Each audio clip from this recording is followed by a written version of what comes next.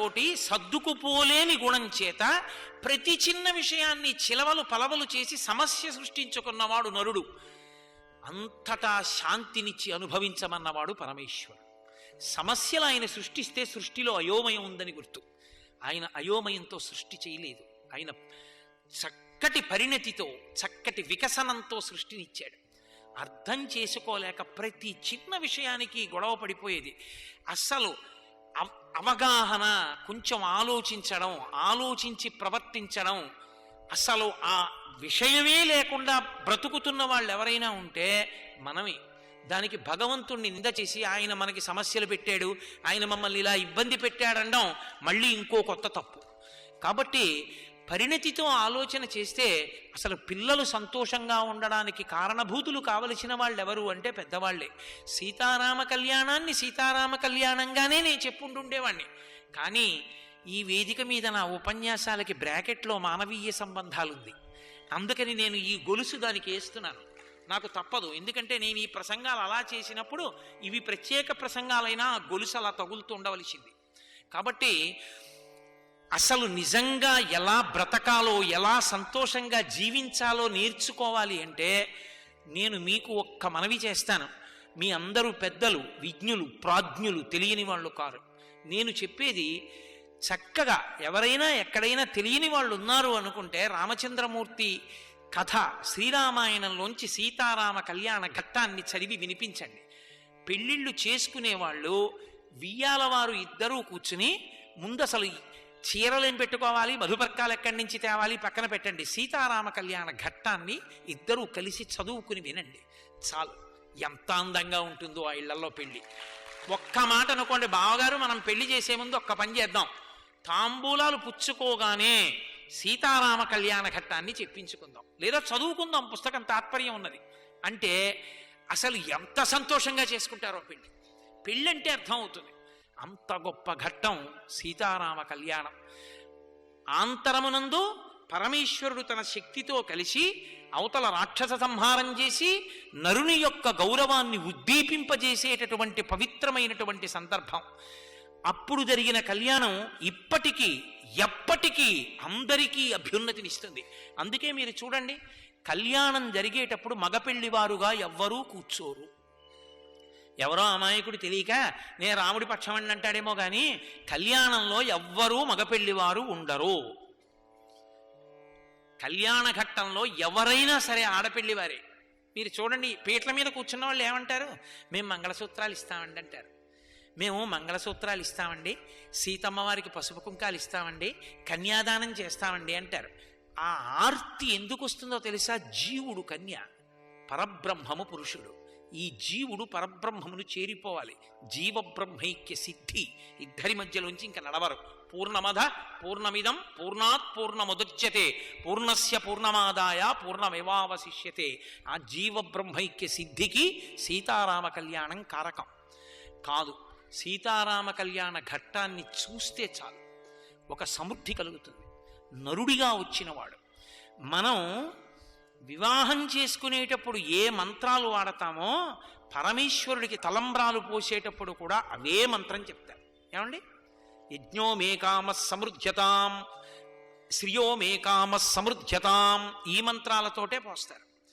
అప్పుడు రాముడికి కాదు ఆ సమృద్ధి, ఆయన పరబ్రహ్మం. ఆయన తలమించి సీతమ్మ తలమించి కింద పడిన అక్షతలున్నాయే, ఆ అక్షతారోపణం చేసిన తలంబ్రాల బియ్యాన్ని తీసి పక్కన పెట్టి సీతారామ కళ్యాణం అయిపోయిన తర్వాత ఆ అక్షతలు వేస్తారు. అక్షత అన్న మాటకు అర్థం ఏమిటో తెలుసా? క్షతము కానిది, నడుము విరగనిది అని అర్థం. నడుము విరగనిది అంటే దాని యందు మంత్రశక్తి ఎవడు పట్టుకున్నాడో వాడి యొక్క తేజస్సు ప్రవేశిస్తుంది. అది దానికి ఉండే లక్షణం. అందుకే పసుపు కలిపి చేతికి ఇస్తారు. విరిగిపోయిన బియ్యం ఇవ్వకూడదు. నిలువుగా ఉన్నటువంటి బియ్యం, విరిగిపోయినటువంటి బియ్యాన్ని సువాసినులు ఏరి పసుపు కలుపుతారు, కలిపి అవిస్తారు సభలో వాళ్ళకి. ఒకానొకప్పుడు యాజ్ఞవల్కుడు జనకుని యొక్క సింహాసనం మీద అక్షతలు వేస్తే సువర్ణమయం అయిపోయింది. ఆ చేతితో అక్షతలు పట్టుకుని ఆయన కులదైవాన్ని ప్రార్థన చేశాడనుకోండి, ఈ దంపతులు వృద్ధిలోకి రావాలని. ఆయన తేజస్సు చేత ఆ అక్షతల శక్తిని పొంది అవి మూర్ధన్య స్థానమును తగిలినప్పుడు దానికి ప్రతిబంధకంగా ఉన్నటువంటి పాపము తొలగుతుంది. ఈశ్వర కళ్యాణమునందు ఆ అక్షతారోపణం చేసిన అక్షతల్ని ప్రసాదంగా తల మీద ధరిస్తే ఆ తలంబ్రాల బియ్యం మనం శిరస్సు మీద వేసుకుంటే మనం ఏ మంగళాన్ని పొందడానికి ప్రతిబంధకంగా పాపం వచ్చి అడ్డంగా నిలబడిందో అది పోతుంది. అందుకే ఆ మంగళం ప్రసరించడానికి వీలైన రీతిలో కూర్చోవాలి. అదే పనిగా మాట్లాడుతూ కూర్చోకూడదు. చక్కగా ఓ పంచె కట్టుకుని ఓ కళ్యాణం జరుగుతోందంటే కూర్చుని ఆ అక్షతలు తల మీద వేయించుకోవాలి. ఆ అక్షతారోపణం అన్నది అంత గొప్పది. అందుకే తలంబ్రాల బియ్యం తలంబ్రాల బియ్యం తలంబ్రాల బియ్యం అని వెంట తిరుగుతారు. అదే కారణం.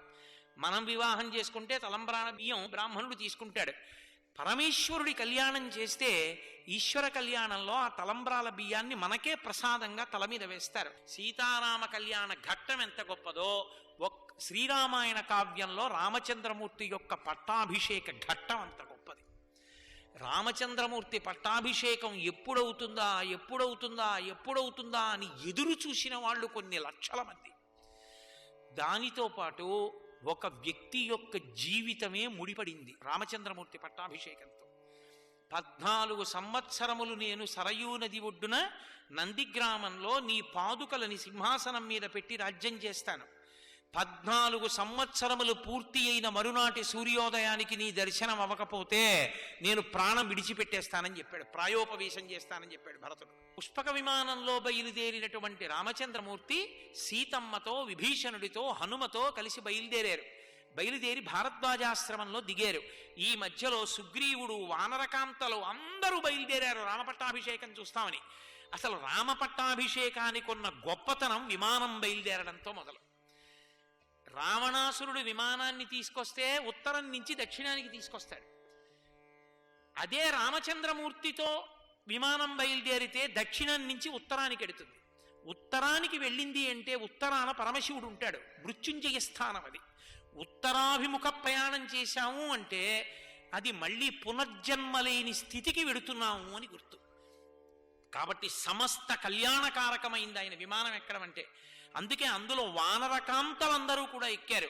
దక్షిణానికి వచ్చిన విమానం ఉత్తరానికి ప్రయాణం చేసింది రామచంద్రమూర్తితో. అయోధ్య పట్టణంలో ఇంతమంది దిగాలి. రాముడు విమానంలో కూర్చునుండగా భరతుడు పరుగున వెళ్ళాడు. రామచంద్రమూర్తి యొక్క పాదాలకి ఆ పాదుకలు తొడిగి ఆయన విమానంలోంచి కిందకి దిగారు. కోటి సూర్యుల పగిది వెలిగిపోతున్నాడు మహానుభావుడు. ఇంతమంది పొంగిపోయారు రామదర్శనం చేసి. 14 సంవత్సరముల తర్వాత ధర్మానికి కట్టుబడి అరణ్యవాసం చేసి దర్శనమిచ్చినటువంటి స్వామి వెంటనే ఆ క్షురకుల్ని పిలిచారు. మొట్టమొదట తమ్ముళ్ళు క్షవరం చేయించుకోవాలన్నాడు. తర్వాత తాను క్షవరం చేయించుకున్నాడు. స్నానం చేశాడు. పట్టుబట్టలు ధరించాడు. వాళ్ళ వంశంలో పట్టాభిషేకమైపోయినటువంటి ప్రభువు కూర్చునేటటువంటి ఏనుగు శత్రుంజయము. దాని మీద దశరథ మహారాజు గారు వెడుతూ ఉండేవాడు. ఇంకా పట్టాభిషేకం అవ్వలేదు రాముడికి. అందుకని రాముడు శత్రుంజయం మీద కూర్చోడు. ఆ శత్రుంజయం మీద సుగ్రీవుణ్ణి కూర్చోబెట్టారు. వెనక దివ్యమైనటువంటి రథాన్ని తీసుకొచ్చాడు శత్రుఘ్నుడు. ఆ దివ్యమైనటువంటి రథంలోకి రామచంద్రమూర్తి ప్రవేశించారు. ఎంత ప్రేమంటే భరతుడు స్వయంగా పగ్గాలు పట్టుకున్నాడు. శత్రుఘ్నుడు తెల్లటి గొడుగు పట్టుకున్నాడు. లక్ష్మణస్వామి ఒక పక్కన వింజావర వేస్తున్నారు. విభీషణుడు ఒక పక్కన నించుని వింజావర వేస్తున్నాడు. రథంలో బయలుదేరి వెడుతున్నారు. తల్లి కౌసల్యాదేవి పరమ సంతోషంతో నా కొడుక్కి ఇంత సేవ చేసిన వాళ్ళని వానరకాంతలందరినీ కూడా చక్కగా తలలు తీర్చిదిద్ది వాళ్ళకి అలంకారాలు చేసింది. వాళ్ళు కామరూపులు.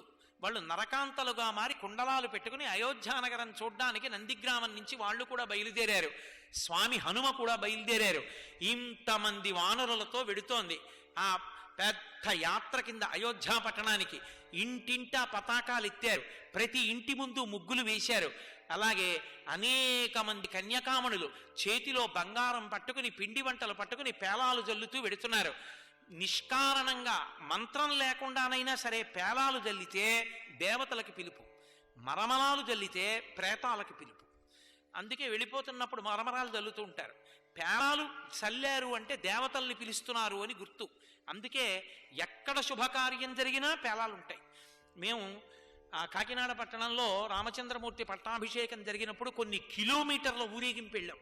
ఆ ముందు కన్యకామణులు మధుర పదార్థాలు పట్టుకుని పేలాలు పట్టుకుని రాజవీధుల్లో పేలాలు జల్లుతూ రామచంద్రమూర్తిని పట్టాభిషేకానికి తీసుకెళ్ళాం.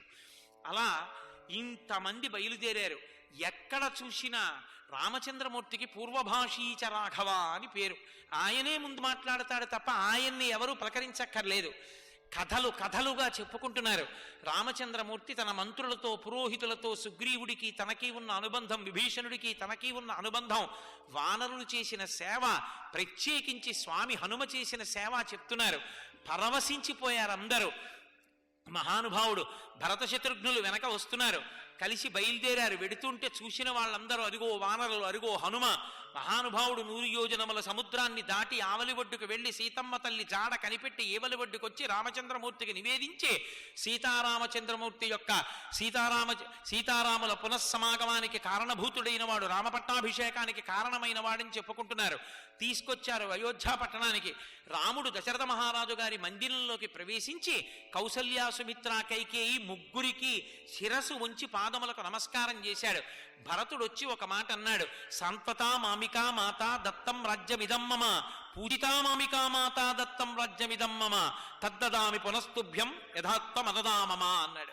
అన్నయ్య, ఒకనాడు మా అమ్మ వరాలు కోరుకుంది అని మా అమ్మని పూజించి ఆ రాజ్యాన్నంతటినీ కూడా ఇచ్చేశావు అన్నయ్య. 14 సంవత్సరములు రాజప్రతినిధిగా నీ పాదుకలు సింహాసనం మీద కూర్చుని రాజ్య పరిపాలన చేశాయన్నయ్య. నువ్వు ఎంత రాజ్యాన్ని నాకు ఇచ్చావో దాన్ని 10 రెట్లు చేసి తీసుకొచ్చాను అన్నయ్య. అంత సుభిక్షమైనటువంటి సామ్రాజ్యము. ఒక ఇంటి యజమాని తన పెరట్లో ఒక మొక్క పాతి అది పెద్దదై కాయలు పళ్ళు పండాలని కోరుకుంటే ఒక మహావృక్షమై శాఖోపశాఖలై పువ్వులు పూసని కాయలు కాసి పళ్ళు పండకపోతే ఆ యజమాని ఎలా నొచ్చుకుంటాడో అలా అశ్వమేధయాగం చేసి పుత్రకామేష్టి చేసి రాజ్యముని పరిపాలన చెయ్యగలిగినటువంటి కుమారుడు కావాలని కోరుకున్నటువంటి దశరథ మహారాజు గారికి కుమారుడుగా జన్మించినటువంటి నీవు ఈ రాజ్యముని పరిపాలన చెయ్యకపోతే ఊర్ధ్వలోకాలలో ఉన్న దశరథుడు నొచ్చుకుంటాడు అన్నయ్య. బలిష్టమైనటువంటి ఎద్దు మోయవలసినటువంటి నాగలిని ఒక లేగ దూడ మోయగలదా? గుర్రం యొక్క నడకని ఒక గాడిద అనుకరించగలదా?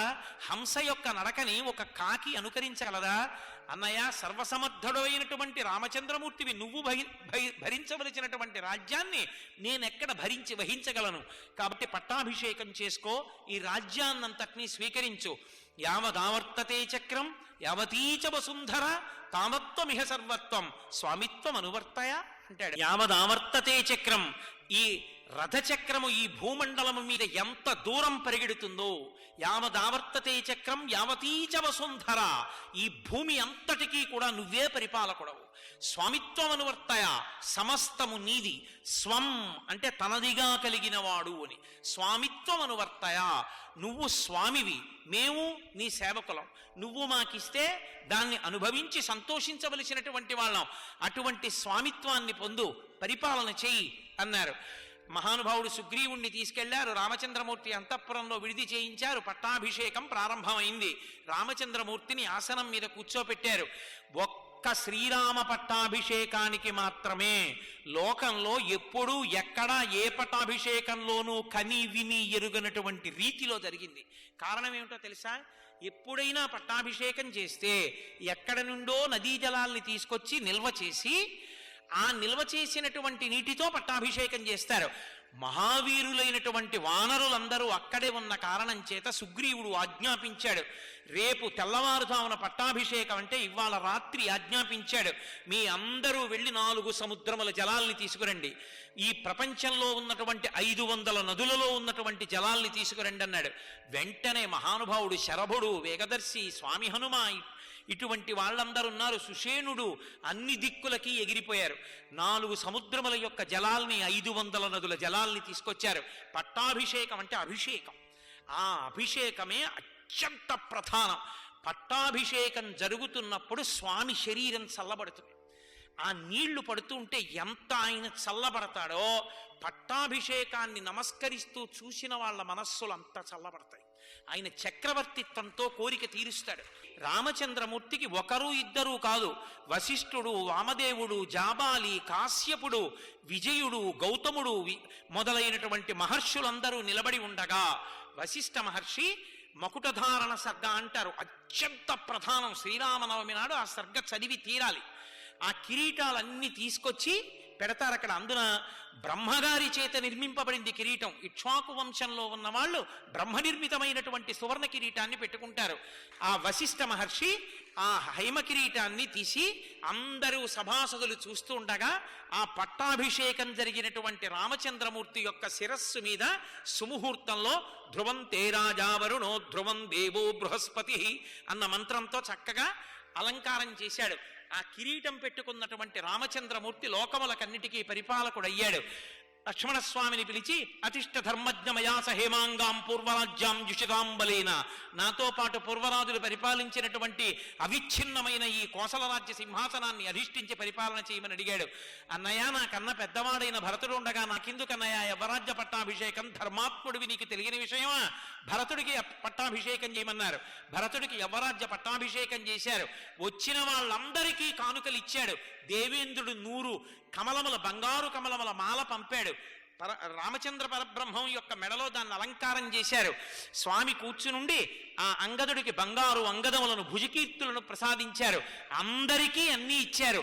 మహానుభావుడు మా స్వామి హనుమ తెల్లటి బట్టలు కట్టుకుని వేష్టితర్జున వస్త్రం తం విద్యుత్ సంఘాత పింగళం, బంగారు రంగులో ఉన్నటువంటి కళ్ళతో మిరిసిపోతున్న తెల్లటి బట్టలతో, ఏమి ప్రారబ్ధమో తెలియదు, ఆయనకో నీలం రంగు పూసేస్తారు. కాంచనాద్రి కమనీయ విగ్రహం పారిజాత తరుమూల వాసినం భావయామి పవమాననందనం అంటారు. మహానుభావుడు తెల్లటి బట్టలు కట్టుకుని కూర్చుని నమస్కారం చేస్తున్నాడు. అందరికీ అన్ని కానుకలు ఇచ్చేశారు. ఇచ్చేసిన తరువాత సీతమ్మ తల్లి తన మెడలో ఉన్నటువంటి హారాన్ని తీసి పట్టుకుంది. రామచంద్రమూర్తి చూశారు.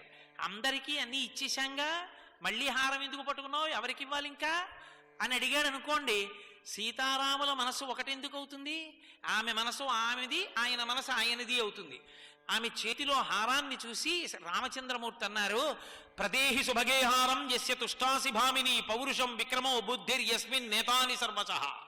పౌరుషము, బుద్ధి, పరాక్రమము నీ సంతోషమునకు కారణమైన వాడు. ఎవరి వలన నీవు సంతోషాన్ని పొందావో అంటే ఎవరి వలన నువ్వు నా పక్కనొచ్చి కూర్చోగలిగావో, ఇవాళ పట్టాభిషేకాన్ని పొందగలిగామో అటువంటి మహితాత్మునకు నువ్వు ఆ హారాన్ని ప్రదానం చెయ్యి. ఇంకెవరు అర్హులు? మహానుభావుడు అక్కడే కూర్చునున్నాడు. బుద్ధిమతాం వరిష్టం వాతాత్మజం వనరయూధ ముఖ్యం శ్రీరామదూతం శిరసానమామి. ఆ హారాన్ని తీసి స్వామి హనుమకిచ్చింది తల్లి. పొంగిపోయి కళ్ళకద్దుకుని ఆ ముత్యాల హారాన్ని మెళ్ళో వేసుకుంటే వాల్మీకి మహర్షి అన్నారు, తెల్లని మబ్బులతో కూడిన పర్వత శిఖరమా అన్నట్టు నారదస్వామి కూర్చునున్నారు. ఆ పట్టాభిషేకం పూర్తయింది. పట్టాభిషిక్తుడైనటువంటి రామచంద్రమూర్తి ధర్మ పరిపాలకుడై మహానుభావుడు ఎన్నో అశ్వమేధయాగములు, వాజపేయములు, పౌండరీకములు, ఎన్ని యజ్ఞములు చేశాడో. రామచంద్రమూర్తి పరిపాలన చేస్తున్న కాలంలో ఏ ఇంట దొంగతనం లేదు, పంటలకి చీడా లేవు, వేళకి వర్షం పడకపోవడం లేదు. పెద్దవాళ్లు బ్రతికుండగా చిన్నవాళ్లు శరీరం విడిచిపెడితే పెద్దవాళ్లు చిన్నవాళ్ళకి ప్రేతకార్యం చెయ్యడం అన్నది లేదు. భర్త ముందు వెళ్ళిపోయి విధవగా స్త్రీ జీవించవలసినటువంటి అవసరం కలగలేదు. ఎక్కడ చూసినా పిల్లపాపలతో సంతోషంగా ప్రజలు జీవనం చేసేవారు. ఎవరి వృత్తిలో వారు ధార్మికమైనటువంటి జీవనం చేస్తూ వచ్చిన దానితో తృప్తి పొందుతూ రామా రామా రామా, ఏ నోట విన్నా రామా రామా రామా తప్ప ఇంకొక మాట లేదు. రాముని యొక్క జీవితాన్ని, రాముని యొక్క ధర్మాన్ని, రాముని యొక్క అనుష్ఠానాన్ని, రాముని యొక్క వైభవాన్ని, రాముని యొక్క శీలాన్ని కథలు కథలుగా ప్రజలు చెప్పుకుంటూ ఉండేవారు. ఏ నోట విన్నా రామనామమే. దొంగతనాలు లేవు, శత్రువుల యొక్క దాడి లేదు, క్రిమికీటకాదుల వలన వృక్షములు పంటలు పాడైపోవడం అన్నది లేదు. ఎక్కడ చూసినా చక్కగా వివాహాలు జరిగి ఎంతో సంతోషంగా ఉన్నారు. ఆర్షము రామాయణము. అటువంటి శ్రీరామాయణంలో ఈ పట్టాభిషేకాన్ని చూసిన, పట్టాభిషేకం గురించి విన్న, శ్రీరామాయణ ప్రవచనం విన్న ఎవరు శ్రీరామచంద్రమూర్తి యొక్క పట్టాభిషేకాన్ని చూస్తారో వాళ్ళు కన్యపిల్లలైతే వాళ్ళకి తొందరలో యోగ్యుడైన వరుడొచ్చి వివాహం అవుతుంది. ఒకవేళ వివాహమై సంతానము లేని వారైతే శ్రీరామ పట్టాభిషేకాన్ని చూసి అక్షతలు తల మీద వేసుకుంటే రామచంద్రమూర్తి లాంటి కొడుకు పుడతాడు. బంధువులు దూరదేశాల్లో ఉండి కలవక బాధపడుతున్న వాళ్ళు తొందరలో బంధు సమాగమం కలిసి ఒకళ్ళతో ఒకళ్ళు కలుసుకుంటారు. అందరూ సంతోషంగా ఉంటారు. ప్రత్యేకించి రామాయణం విన్నా పట్టాభిషేకం చూసిన పితృదేవతలు ఎంతో సంతోషిస్తారు. కాబట్టి లోకానికంతటికీ శ్రీరామ రక్ష. ఎక్కడెక్కడ పట్టాభిషేకం జరుగుతుందో, ఎక్కడెక్కడ సీతారామ కళ్యాణం జరుగుతుందో అక్కడక్కడ లోకమంతా శాంతి పొందుతుంది. దేవతలందరూ పరిపూర్ణంగా అనుగ్రహిస్తారు. అంత వైభవంతో కూడుకున్నటువంటి పట్టాభిషేకం ఒక్క రామచంద్రమూర్తి పట్టాభిషేకమే. అటువంటి పట్టాభిషేకం దశావతారాల్లో వేరొక పట్టాభిషేకం శ్రీ మహావిష్ణువుకి ఎప్పుడూ లేదు. ఏ అవతారంలోనూ లేదటువంటి పట్టాభిషేకం. ఒక్కటే కారణం, అందరూ కోరుకున్న పట్టాభిషేకం. ఎప్పుడెప్పుడు రాముడు సింహాసనం మీద కూర్చుంటాడా అని అలమటించిపోయారు. ఆ రామచంద్రమూర్తి సింహాసనం మీద కూర్చుంటే, అందుకే ఇప్పటికీ అంటాం, భరతవాక్యం అంటాం, స్వామిత్వం అనువర్తయ.